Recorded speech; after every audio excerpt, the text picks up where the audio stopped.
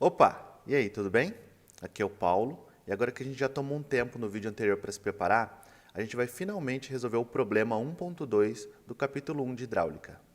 Se você chegou aqui e não viu o vídeo de preparação, o link vai estar aqui e na descrição do vídeo para você ir lá conferir e depois voltar aqui, tá? Para a gente continuar fazendo esse problema. Vamos lá então. Vamos pegar uma folha aqui para elaborar nossa resposta. E já vamos deixar marcado que é o problema 1.2 que a gente vai resolver agora.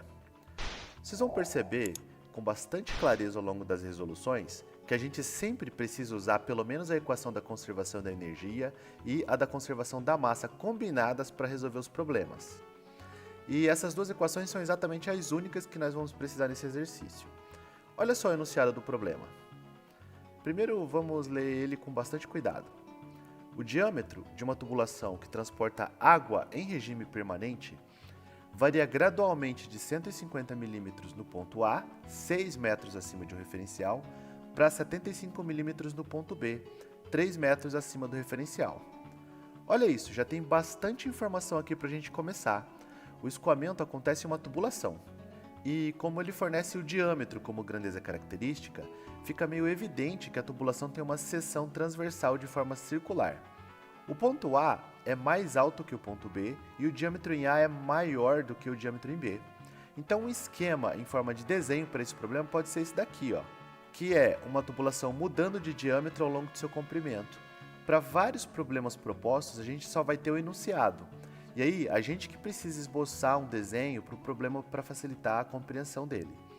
Eu tentei montar um esquema para ficar o mais agradável possível para vocês entenderem. Mas quando você precisar fazer o seu esquema, faz do jeito que você conseguir, porque o importante é que você mesmo possa entender o seu próprio desenho. Eu vou colocar aqui um referencial. É a partir dele que a gente vai localizar as cotas. A seção com o ponto A está bem aqui, que vai estar a 6 metros de distância do nosso referencial e tem 150 milímetros de diâmetro naquela seção. A seção com o ponto B está em algum lugar por aqui mais ou menos, a 3 metros do referencial, por isso que ela está nessa posição mais baixa do que A. E ali o diâmetro ele é um pouco menor, que é o diâmetro de 75 milímetros. Outra informação importante é de que o fluido que está sendo conduzido pela tubulação é a água. Então eu já vou anotar aqui a massa específica da água, que é de 1000 kg por metro cúbico. Eu já havia mencionado no vídeo de preparação que no geral a gente vai sempre usar esse valor. Se a gente tomar como uma boa aproximação o valor de 9,8 metros por segundo ao quadrado para a aceleração da gravidade, aí então a gente já vai poder deixar anotado aqui o produto da massa específica pela aceleração da gravidade, que é o que a gente chama de peso específico da água, que nesse caso aí é 9.800 newtons por metro cúbico. Agora, dando continuidade na leitura do enunciado do problema, a gente tem o seguinte, a pressão no ponto A vale 103 kN por metro quadrado e a velocidade média é 3,6 metros por segundo. Então, eu imagino que deve ter um equipamento ali na seção A para determinar essa pressão, como esse manômetro, por exemplo. E como a velocidade média ali naquela seção A também é conhecida, vai ficar fácil saber qual que é a vazão de água que está escoando nessa tubulação. Finalizando o enunciado, ele diz o seguinte, desprezando as perdas de carga, determine a pressão no ponto B. Foi pedido para a gente desprezar a perda de carga, mas isso não significa que não exista perda de carga. O mais provável é que a energia perdida por atrito do ponto A até o ponto B seja muito menor do que a energia que está disponível no escoamento. Elas podem ter somente magnitudes muito diferentes, por exemplo. Então, considerar essa perda de carga no balanço de energia não seria muito significativo. E com essas informações, nos é pedido para determinar a pressão no ponto B. Aí então, só nos resta fazer a aplicação direta da equação da conservação da energia entre os pontos A e B. Vamos dar uma conferida no que a gente já tem do balanço da energia. O peso específico do fluido para colocar no denominador das cargas de pressão em A e em B, nós já temos, porque como o fluido é água, nós já temos até anotado que esse valor vale 9.800 newtons por metro cúbico. O denominador nas cargas cinéticas em A e em B também é fácil de obter, porque ele é igual a 2 vezes a aceleração da gravidade, o que vai dar então aí 19,6 metros por segundo ao quadrado. A pressão em A foi medida e fornecida pelo enunciado, 103 kN por metro quadrado. A carga geométrica em A gente conhece, que é 6 metros. A velocidade média em A também conhecemos, que é 3,6 metros por segundo. E assim a gente já fecha o cálculo da carga cinética em A. Portanto, já dá para saber qual que vai ser a energia total disponível no ponto A, que é a soma das cargas de pressão com a carga geométrica com a carga cinética no ponto A.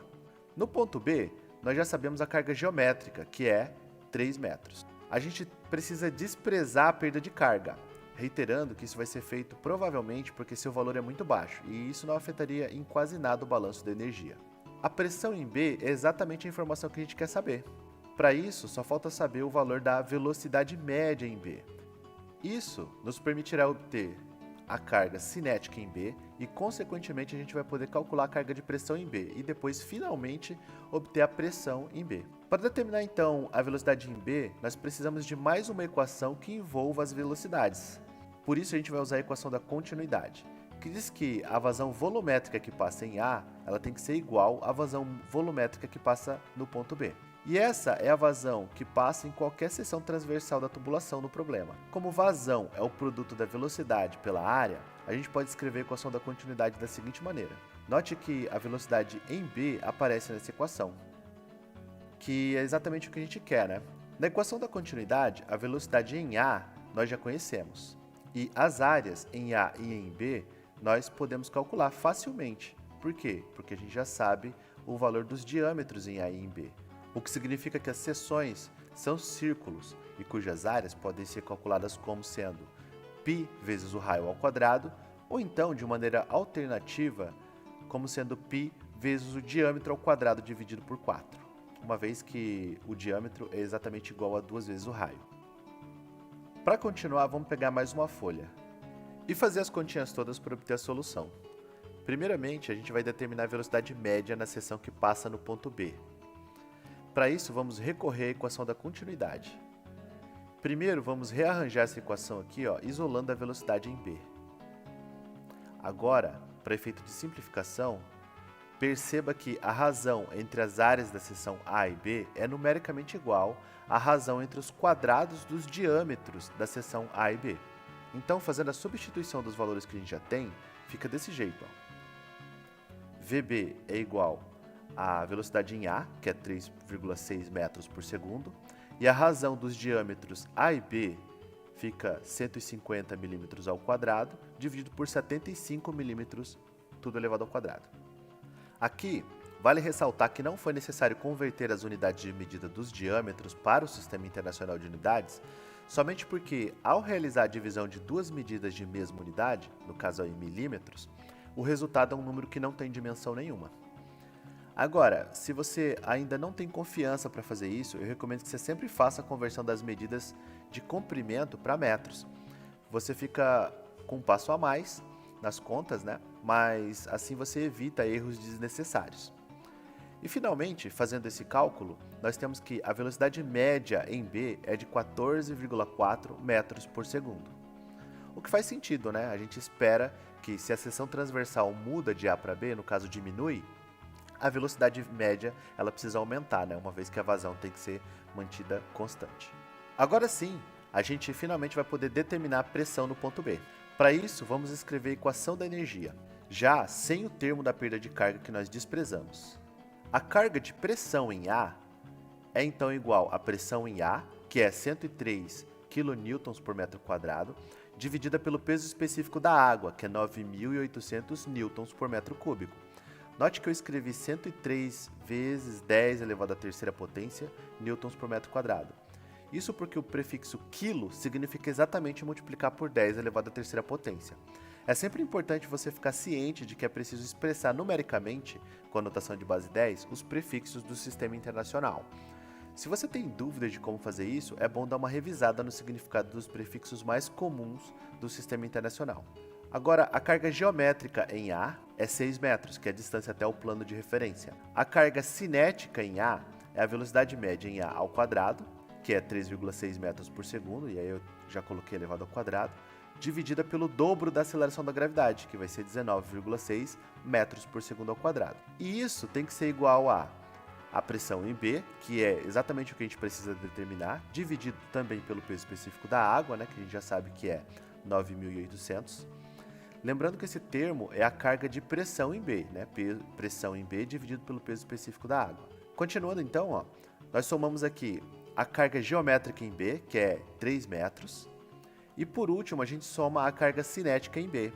Agora que a gente já sabe qual que é a velocidade média em B, a equação fica muito simples, né? Porque agora a gente só precisa resolver essa equação isolando, né, a incógnita pressão em B.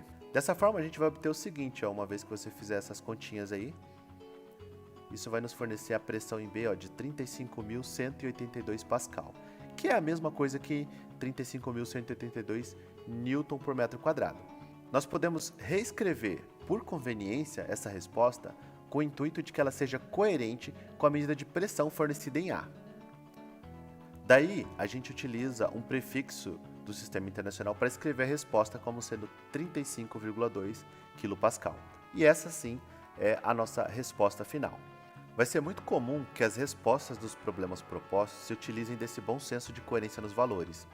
Às vezes você fica com a impressão de ter errado nos seus cálculos quando você compara com a solução do livro. Mas no final, tudo que você precisa fazer é utilizar algum prefixo do Sistema Internacional ou então algum tipo de conversão que eventualmente pode ter sido esquecida. Então é isso. Finalmente a gente resolveu o problema 1.2. Se você gostou desse vídeo, deixa uma curtida, se inscreve e ativa as notificações para você ficar sabendo quando for sair mais conteúdo. Comenta aí se ficou com alguma dúvida, ou então se você tem alguma sugestão de algo que eu possa melhorar no desenvolvimento e na apresentação do passo a passo da solução. A gente se vê no próximo vídeo, que vai ser do problema 1.3. Um abraço, até breve, e se a engenharia ainda está nos seus planos, persevere.